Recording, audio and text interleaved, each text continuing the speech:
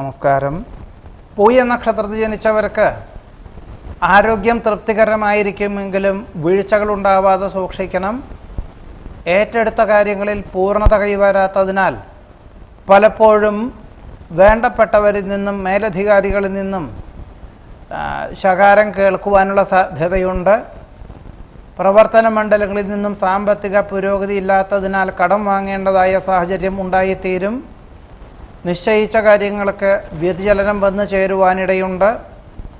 സന്ധി സംഭാഷണത്തിൽ അഥവാ ചർച്ചകളിൽ പൂർണ്ണത ഇല്ലാത്തതിനാൽ പല പദ്ധതികളും പ്രാവർത്തികമാക്കുവാനോ അവലംബിക്കുവാനുള്ള സാഹചര്യങ്ങൾ വളരെ കുറവായിരിക്കും. വീഴ്ചകൾ ഉണ്ടാവാതെ സൂക്ഷിക്കണം. ബന്ധുക്കളും സ്വന്തക്കാരും വിപരീതമായി തീരുന്നത് വഴി മനോവിഷമം ഉണ്ടായിത്തീരും. സന്ധി സംഭാഷണത്തിൽ പരാജയം ഉണ്ടാകുവാനിടയുണ്ട്. വിശേഷപ്പെട്ട ദേവാലയ ദർശനം നടത്തുവാനിടവരുമെങ്കിലും മാനസികമായിട്ടുള്ള പലവിധത്തിലുള്ള സമ്മർദ്ദങ്ങളെ കൊണ്ട് ഒരു സമാധാനാന്തരീക്ഷത്തോടു കൂടിയതായിട്ടുള്ള സമീപനം വളരെ കുറവായിരിക്കും എന്നതാണ് പറയേണ്ടത്.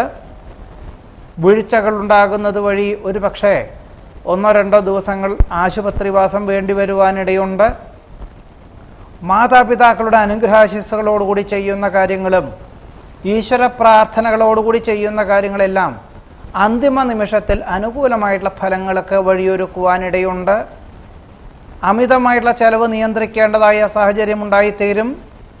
പ്രാരംഭത്തിൽ പല പ്രകാരത്തിലും തടസ്സങ്ങൾ അനുഭവപ്പെടുമെങ്കിലും മാസത്തിൻ്റെ പകുതി മുതൽ ഏറെക്കുറെ അനുകൂലമായി തീരുവാനിടയുണ്ട്. സാങ്കേതിക കാരണങ്ങളാൽ വിദേശയാത്രയ്ക്ക് തടസ്സങ്ങൾ അനുഭവപ്പെടും. ഭക്ഷണ ക്രമീകരണങ്ങളിലുള്ള അപാകതകളാൽ അസ്വാസ്ഥ്യം അനുഭവപ്പെടുവാനിടയുണ്ട്. ചർച്ചകളിൽ പരാജയമുണ്ടാകുന്നത് വഴി മാനസികമായിട്ടുള്ള സമ്മർദ്ദം വർദ്ധിക്കും. വാഹനാപകടത്തിൽ നിന്നും അത്ഭുതകരമായി രക്ഷപ്പെടുവാനിടയുണ്ട്. തീരുമാനിച്ച കാര്യങ്ങൾക്കെല്ലാം വ്യതിചലനം വന്നു ചേരുന്നത് വഴി പലപ്പോഴും മാനഹാനിയും സാമ്പത്തിക നഷ്ടവും ഉണ്ടാകുവാനിടയുണ്ട്. ഈ ഒരു സാഹചര്യത്തിൽ ഏതൊരു കാര്യവും ആത്മനിയന്ത്രണത്തോടുകൂടി അവലംബിക്കേണ്ടതാണ് എന്നതാണ് പൂയ നക്ഷത്രക്കാരുടെ ഈ ജൂലൈ മാസത്തിലെ ഫലങ്ങളായി പറയുന്നത്. നമസ്കാരം.